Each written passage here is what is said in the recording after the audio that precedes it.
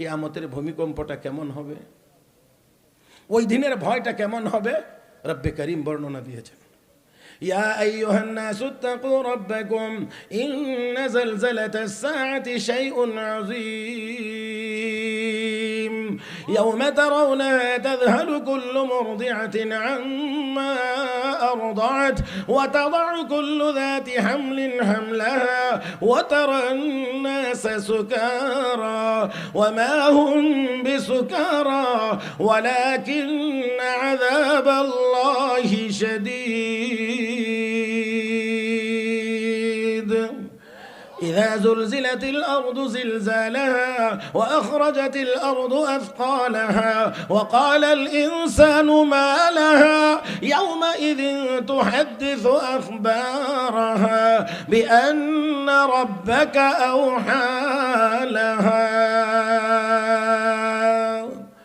القارعة ما القارعة وما أدراك ما القارعة يوم يكون الناس كالفراش المبثوث وتكون الجبال كالعهن المنفوش কেমন হবে সেদিনের অবস্থা, মা তার সন্তানকে দুধ পান করা, আর এমত অবস্থায় যদি ওই ভূমিকম্পটা শুরু হয়ে যায়, ওই দৃশ্যটা চোখের সামনে ভেসে ওঠে, মায়ের কোল থেকে সন্তান ছুটে পড়ে যাবে, মার খবর থাকবে না। আল্লাহ রাব্বুল আলামিন আরো বলেন ওয়া তাদাউ কুল্লু যাতি হামলিন হামলাহা, গর্ভধারিণী মা সন্তান তার পেটে, এমত অবস্থায় যদি ওই অবস্থার সম্মুখীন হয়, তাহলে তাহলে তাহলে ওই মায়ের গর্ভ থেকে সন্তান ছুটে পড়ে যাবে, মার খবর থাকবে না। অবস্থাটা কেমন হবে রব্বে করিম আরো বলেন ওয়া তারান নাসা সুকারা, হাবিব আপনি মানুষগুলোকে দেখবেন মাতা ওয়া মা হুম বিসুকারা, অথচ তারা মাতাল না, ওয়ালাকিন্না আযাবাল্লাহি শাদীদ, আল্লাহর আযাব দেখতে পাবে, কঠিন আযাব, সেই জন্য তাদের অবস্থাটা এমন হবে, এমন হবে অবস্থা। ও মুসলমান, ও মুসলমান, তাহলে সেই দিন সেই সময় আমাদের সকলের সামনে রয়ে গেছে। ও ভাইয়েরা, তাহলে যদি আমরা এই দুনিয়াটা যতই কম দামি হোক তারপরও ক্ষণস্থায়ী, তাহলে এই ক্ষণস্থায়ী দুনিয়ার পিছনে এত দামি হায়াত ব্যবহার করা যায় না। ও মুসলমান, মুসলমানের হায়াত, মুসলমানের কথা, মুসলমানের বলা, মুসলমানের চলা, মুসলমানের হাঁটা সবগুলো হবে জান্নাতের পথে, জান্নাতের পথে। দুনিয়াতে আকাশে ঈগলও উড়ে, শকুনও উড়ে, দুটোটাই নিচের দিকে খাদ্য তালাশ করে, তবে শকুন সবসময় মরা পচাটার দিকে তাকিয়ে থাকে, আর ঈগল সবসময় জিন্দাটা শিকার করে খায়।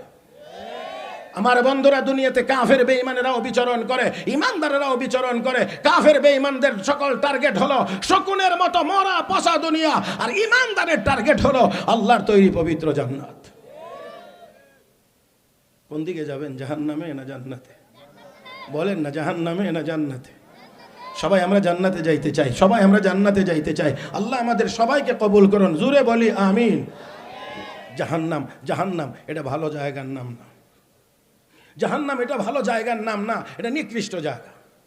এই জন্যে আল্লাহর নবীকে আল্লাহ বলেন তার উম্মতের ব্যাপারে, নবীকে দিয়ে উম্মতকে বলছেন আল্লাহ, লা ইয়াগুররান্নাকা তাকাল্লুবুল লাযীনা কাফারু ফিল বিলাদ মাতাউন কলিল সুম্মা মাওয়াহুম জাহান্নাম ওয়া বিসাল। যুদ্ধের ময়দানে, তাই না?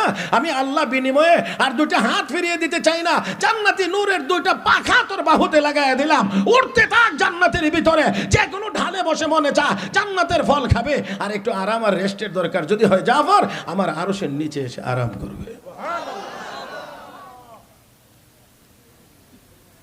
ও ভাইয়েরা, আমি অল্প কয়েকটি কথাই বলেছি, আমি বোঝানোর চেষ্টা করেছিলাম প্রথমে যে আমার আপনার এই হায়াতটা কম দামি না বেশি দামি? বেশি দামি। তো বেশি দামি হায়াতটা এই কম দামি দুনিয়ার পিছনে, ক্ষণস্থায়ী দুনিয়ার পিছনে ব্যয় করাটা এটা বুদ্ধিমানের কাজ? এটা বুদ্ধিমানের কাজ না। আমাদের এই হায়াত খরচ হবে জান্নাতের পথে। জোরে বলেন ইনশাআল্লাহ, সব জবানে বলেন ইনশাআল্লাহ। আমার আপনার এই হায়াত, আমার আপনার প্রতিটা কদম, প্রতিটা কথা, প্রতিটা কাজ সবগুলো হবে জান্নাতের পথে, জান্নাতের পথে, জান্নাতের পথে। হ্যাঁ, দুনিয়ায় থাকতে গেলে তো দুনিয়া একটু লাগবে, দুনিয়ায় থাকতে গেলে দুনিয়া তো একটু লাগবে। মাওলানা রুমি বড় চমৎকার বলেছেন, জাহাজ চালাইতে হলে তো পানি লাগবে, কথা কয় না? লঞ্চ চালাইতে গেলে পানি লাগবে, তবে এই পানি লঞ্চের ভিতরে না বাহিরে? এবার আমার কথা বুঝেননি আপনারা? জাহাজ চালাইতে পানি লাগবে, সেই পানি লঞ্চ জাহাজের ভিতরে না বাহিরে? জাহাজের বাহিরে পানি থাকবে, পানির উপর দিয়ে জাহাজ চলবে, পানি জায়গাতে থাকবে, এই পানি ব্যবহার করে আমি জাহাজ নিয়ে বিভিন্ন গন্তব্যে পৌঁছে যাব। মুহতারাম হাজরিন, মাওলানা রুমি বলেন দুনিয়া চলতে গেলেও দুনিয়া লাগবে, তবে দুনিয়াও থাকবে মুমিনের কলবের বাহিরে। কলবের বাহিরে ওই জাহাজের পানির উপর দিয়ে চলবে, কিন্তু কেউ যদি বা জাহাজের ভিতরে পানি উঠায় তাহলে জাহাজ অ্যাক্সিডেন্ট করবে। দুনিয়ার মহব্বত যদি কারো কলবের ভিতরে ঢুকে যায় তাহলে সেও অ্যাক্সিডেন্ট করে জাহান্নামে যাবে।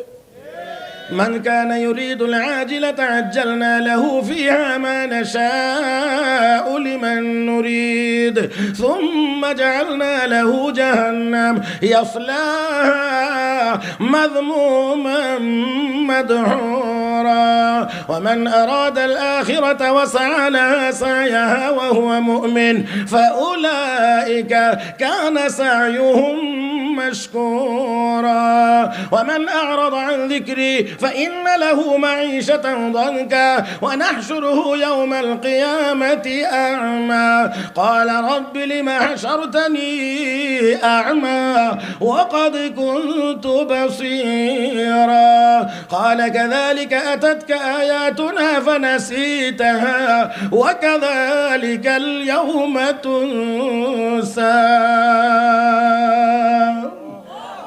আল্লাহ বলেন দুনিয়ার এই দুনিয়ার পিছনে পড়ে আমার ইবাদত থেকে যদি ঘাড় ঘুরায়া পিঠ ঘুরায়া চলে যাস বান্দা, আমার কোনো লস হবে না, আমার কোনো ক্ষতি হবে না। ফা ইন্নালাহু মাঈশাতান দানকা, তোর জীবনটাই হবে সংকীর্ণ। আর পরকালে হাসরের মাঠে উঠবে, ওয়া নাহশুরুহু ইয়াউমাল কিয়ামাতি আ'মা, অন্ধ হয়ে হাসরের মাঠে উঠবে, বলবে লিমা হাশারতানি আ'মা, আল্লাহ আমারে অন্ধ বানায় উঠাইলেন কেন? আল্লাহ বলবেন কেন কাযালিকা আতাতকা আয়াতুনা ফানাসিতাহা, আমার কুদরতের নিদর্শন তোর কাছে গিয়েছিল, আমার মেসেজ তোর কাছে গিয়েছিল, আমার সতর্কবাণী তোর কাছে গিয়েছিল, আমার সাবধানতা তোর কাছে গিয়েছিল। এই কয়েক সেকেন্ডের ভূমিকম্পের সতর্কবাণী তোকে দিয়েছিলাম, সাবধান করেছিলাম, কিন্তু তারপরে তুই সাবধান না হয়ে তুই এই পথেই রয়ে গেলে। এই জন্যে আজকে আমি তোকে অন্ধ বানায় হাসরের মাঠে উঠেছি। আমার ভাইরা, দুনিয়াতেও আমরা শান্তি চাই, দুনিয়াতেও আমরা শান্তি চাই, আখেরাতেও আমরা জান্নাত চাই। কি বলেন ঠিক কিনা?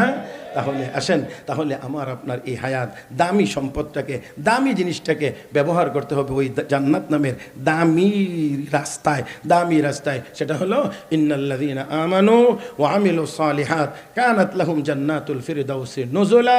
রব্বে করিম বলেন যারা ঈমান এবং নেক আমল নিয়ে আমি আল্লাহর কাছে আসবে, কয় জিনিস বলেন না? ঈমান, নেক আমল, ঈমান, নেক আমল, ঈমান। ঈমান তো আলহামদুলিল্লাহ আমাদের আছেই, এখন শুধু নেক আমল করলেই আমাদের ঈমানের আলো বেড়ে যাবে। আমার ভাইয়েরা, তাহলে ঈমান আলহামদুলিল্লাহ আমাদের আছে, আসুন আমরা সবাই নেককার হয়ে যাই। কি কার? নেককার। শুধু নেককার হইতে না পারার কারণেই আমাদের সব দুর্গতি, আর সব দুর্গতি দূর হবে শুধু যদি আমরা নেককার হতে পারি, গুনাহ ছেড়ে দিতে পারি। ও মুসলমান, শুধু নেককার হইতে না পারার কারণে আমাদেরকে তাকায়া দেখতে হয় কাশ্মীরের মুসলমান নির্যাতিত, আমাদেরকে দেখতে হয় মুসলমান বিভিন্ন সিরিয়াতে নির্যাতিত, মুসলমান ইরাকে নির্যাতিত, দেখতে হয় গাজার মুসলমানেরা কেমন করে নির্যাতিত। আর না হয় 200 কোটি মুসলমান যেই দুনিয়াতে আছে, এই দুনিয়াতে মুসলমান নির্যাতিত হতে পারে না। একবার ইমানদার নেককার আল্লাহু আকবারের আওয়াজ করলে এই আওয়াজের মোকাবেলা করার ক্ষমতা চারজ রাষ্ট্র ইসরায়েলের হতে পারে না, হইতে পারে না। কিন্তু আজকে আমরা আমাদের শক্তি হারিয়ে ফেলেছি, তাই আসুন দুনিয়াতে যদি কাফেরদের মোকাবেলায় মাথা উঁচু করে দাঁড়াইতে হয়, চলতে হয়, সিনা টান করে যদি কুফরি শক্তির সামনে দাঁড়াতে হয়, তাহলে ঈমান মজবুত লাগবে। ঈমান মজবুত করতে হলে নেক আমল লাগবে। যদি আমরা তা করতে পারি তাহলে রব্বে করিম বলেন কানাত লাহুম জান্নাতুল ফিরদাউসি নুজুলা, তারা জান্নাতুল ফিরদাউসের মেহমান হবে। খালিদিনা ফিহা লা ইয়াবগুনা আনহা হিওয়ালা, তারা এই জান্নাতের মধ্যে চিরকাল থাকবে, এদিক ওদিক যাওয়ার চিন্তা তারা করবে না। তার মানে জান্নাতের ভিতরে চিরকাল থাকবে। দুনিয়াতে আমরা 1 ঘন্টা থাকতে পারবো এমন কোনো নিশ্চয়তা, 1 ঘন্টা না, আধা ঘন্টাও না, 15 মিনিটও না, 5 মিনিটও আমরা বেঁচে থাকতে পারবো এমন কোনো নিশ্চয়তা আমাদের কাছে নেই। তাহলে যেই দুনিয়া এত অনিশ্চিত, সেই দুনিয়ার পিছনে আমরা এত উঠে পড়ে পাগলের মতো ছুটলে হবে না, আমাদেরকে ছুটতে হবে জান্নাতের দিকে। আল্লাহর নবী বলেছেন ইন্নামাদ দুনিয়া খুলিকাত লাকুম ওয়া আনতুম খুলিকতুম লিল আখিরা, দুনিয়া তোমাদের খেদমতের জন্য বানানো হয়েছে আর তোমাদেরকে আখেরাতের কাজের জন্য বানানো হয়েছে। আমরা আখেরাতের কাজ করলে দুনিয়া অটো আমাদের খেদমত করবে। আমরা মনে করি বেশি হওয়ার মধ্যে বুঝি শান্তি। না না, বেশি হওয়ার মধ্যে শান্তি নেই, শুধু বেশি হওয়ার মধ্যে শান্তি নেই। আমি একটা কথাই শুধু এখানে বলবো, যতটুকু দুনিয়া কামাই করব, যদি সেটা হালাল পথে হয় তাহলে অল্প হইলেও হারাম পথের কোটিপতি হওয়ার চাইতে বেশি শান্তিতে থাকা যাবে। আরো একটু জোরে কন। যারা কোটি কোটি কোটি কোটি টাকার মালিক হয়ে বাংলাদেশে এই টাকা সামলানোর ব্যবস্থা নাই, কানাডার বেগমপাড়ায় বাড়ি করছে, লন্ডনে বাড়ি বানাইছে, বেলজিয়ামে বাড়ি বানাইছে, আজকে অবস্থা কি তাদের? আর ওলামা একরাম যারা ওই অল্প সামান্য কিছু বেতন, না বেতন বলা যায় না, একটা সম্মানী ভাতা নিয়ে যারা দ্বীনের খেদমত আঞ্জাম দিয়ে যাচ্ছেন, আলহামদুলিল্লাহ তারা আগেও যেমন ছিলেন এখনও আছেন। এই মোল্লা মৌলবী এই দেশে ইনশাআল্লাহ কিয়ামত পর্যন্তই সম্মান সহকারে থাকবে। মোল্লাদেরকে তাড়াইতে যাবেন, নিজেরাই তাড়া খেয়ে দুনিয়া থেকে চলে যাবেন। আমার ভাইয়েরা, পাকিস্তানের লৌহ মানব বলা হয়তো ইস্কান্দার মির্জাকে, যে বলছিল মোল্লাদেরকে দেশ থেকে বের করে দাও, আল্লাহ তার পরিণতি এমন করেছে যে তার মরা দেহটাও, মৃত দেহটাও পাকিস্তানের জমিনে আর দাফনের সুযোগ হয় নাই, তার শ্বশুরবাড়ির দেশে দাফন করতে হয়েছে। কাজেই আমার ভাইয়েরা, আমরা কোরআনের সাথে থাকবো, ঈমান আর নেক আমলের পথে থাকবো, কোরআনের ধারক বাহক হযরত উলামা ইকরাম বুজুর্গানে দ্বীনদের সাথে আমরা থাকবো, তাদেরকে অন্তর দিয়ে মহব্বত করব, সময়ে সুযোগে দ্বীনের কাজে আমরা ওনাদের পাশে থাকবো, সহযোগিতা করব। আল্লাহ আমাদের সবাইকে তৌফিক দান করুন, আমিন ইয়া রাব্বাল আলামিন। দয়া করে কেউ উঠবেন না।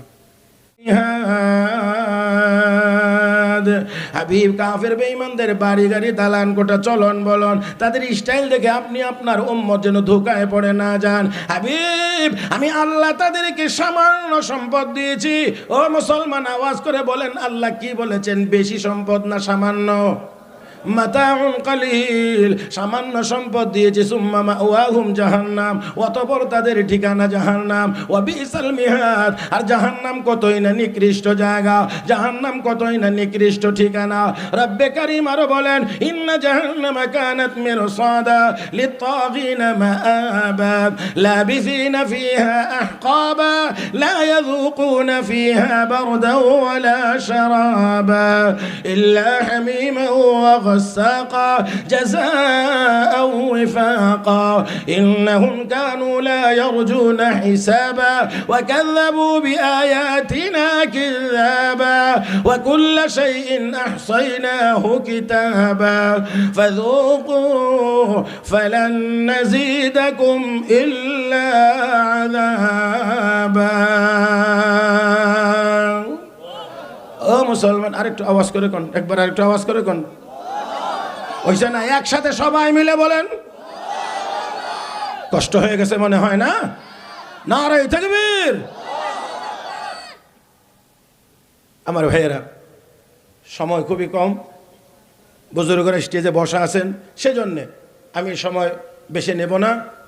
আমি শেষ করব অল্প সময়ের মধ্যে। বলছি জাহান্নাম, জাহান্নাম এটা ভালো ঠিকানার নাম না, যেখানে গেলে লা ইয়াযুকুনা ফিহা বারদা ওয়ালা শারাবা, একটু ঠান্ডা, এক পানি, একটু শরবত জাহান্নামের ভিতরে নাই। ইল্লা হামিমা ওয়া গাসাকা, কেবলমাত্র আছে ফুটন্ত, চরম ফুটন্ত গরম পানি।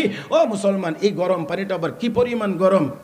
هل أتاك حديث الغاشية وجوه يومئذ خاشعة عاملة ناصبة تصلى نارا حامية تسقى من عين آنية। এই তুসকা মিন আইনিন আনিয়ার ব্যাখ্যা করতে গিয়ে ইমাম কুরতুবী লিখেন, ওইখানের পানি এত গরম হবে, এক ফোঁটা গরম পানি যদি হিমালয়ের চূড়ায় ছেড়ে দেওয়া হয়, আল্লাহর কসম, এক ফোঁটা গরম পানির তাপ হিমালয় সহ্য করতে পারবে না, পুরো পাহাড়টা গলে পানি হয়ে যাবে। এমন পানি আপনাদেরকে যদি, আমাদেরকে যদি পান করতে দেওয়া হয়, সহ্য করতে পারবো তো আমরা সবাই? হ্যাঁ? তাহলে আবার একটু আওয়াজ করে বলবেন, আমার আপনার এই দামি হায়াত, আমার আপনার এই দামি হায়াত এই শুধু দুনিয়ার পিছনে ব্যয় হতে পারে না, শুধু দুনিয়া কামাই করার জন্য হতে পারে না। শকুনের মতো শুধু মরা পচা দুনিয়ার দিকে কাফের বেঈমানদের নজর হলো তাদের মতো মরা পচা দুনিয়ার দিকে, ইমানদারের নজর থাকবে আল্লাহর তৈরি জান্নাতের দিকে। এই জন্য লক্ষ্য করে দেখেন, জান্নাত সামনে থাকলে হযরত আকদাস মাওলানা জাফর আহমদ থানেশ্বরী রহমতুল্লাহি আলাইহি সহ উলামায়ে কেরামকে ব্রিটিশ শাসকেরা, ওই জালেমেরা একবার গিয়ে তাদেরকে নেওয়া হয়েছে, এক জেলখানা থেকে আরেক জেলখানায় স্থানান্তরিত করা হয়েছে ফাঁসি কার্যকর করার জন্যে। এক ইংরেজ অফিসার গিয়ে বলতে আছে, ওই মোল্লার দল, আগামী অমুক দিন তোমাদের ফাঁসি, আগামী অমুক দিন তোমাদের ফাঁসি। যেই মাত্র বলছে ফাঁসি, সবাই মারছেন হাসি। এত স্তব্ধ হয়ে গেছে। দেখে শোনাইলাম ফাঁসির কথা, হাসি মারলো। এই মোল্লা মৌলবীরা কি ফাঁসি টাসি বুঝে না নাকি? আপনাদের কি মনে হয় বুঝে না? না বুঝেই হাসি দিছে। কিছুক্ষণ পরে নিজেকে সামলিয়ে নিয়ে বলছে, এই মোল্লার দল, তোমরা কি বুঝতে পেরেছ কি বলছি? হ্যাঁ বুঝছি তো। তুমি ফাঁসির কথা না বলছো তো, ফাঁসির সাথে হাসির কি সম্পর্ক? ফাঁসির সাথে হাসির কি সম্পর্ক? ফাঁসির কথা শুনলে ভিতরটা কেঁপে ওঠে, চেহারাটা মলিন হয়, কান্না চলে আসে, না হইলেও আতঙ্কিত হয়ে যায়। তাহলে মুসলমান তুমি হাসি মারলা, ফাঁসির সাথে হাসির কি সম্পর্ক? হ্যাঁ আমাদের সম্পর্ক আছে। বলি কি সম্পর্ক? যে ইমানের কারণে দ্বীনের কারণে যদি কাউকে ফাঁসিতে ঝোলানো হয় তাহলে ওই লোকটা হবে শহীদ। আর আমার নবী বলে গেছেন, শহীদেরা বিনা হিসাবে জান্নাতি। ولا تحسبن الذين قتلوا في سبيل الله أمواتا بل أحياء عند ربهم يرزقون ولا تقولوا لمن يقتل في سبيل الله أمواتا بل أحياء ولكن لا تشعرون। আল্লাহর রাস্তায় যারা শাহাদাত বরণ করে তাদেরকে মৃত মনে করিও না, তারা আল্লাহর কাছে জীবিত এবং রিজিক প্রাপ্ত। রাসূলের সাহাবী হযরত জাফর ইবনে আবি তালেব রাদিয়াল্লাহু তাআলা আনহু মুতার যুদ্ধে দুনো হাত কাটা গিয়েছিল। ইসলামের ঝান্ডা উঁচু করে রাখতে গিয়ে, দ্বীনকে প্রতিষ্ঠিত করতে গিয়ে আল্লাহ রাব্বুল আলামিনের এই বান্দা নবীর চাচাতো ভাই জাফর ইবনে আবি তালেব রাদিয়াল্লাহু তাআলা আনহুর শাহাদাতের পরে কোন এক সাথী সঙ্গী জিজ্ঞেস করেছিলেন স্বপ্নে দেখে, আল্লাহ তোমার সাথে কেমন ব্যবহার করেছেন? হযরত জাফর বলেন, আল্লাহ আমার উপর এতটা সন্তুষ্ট হয়েছেন। আল্লাহ ডাক দিয়ে, জাফর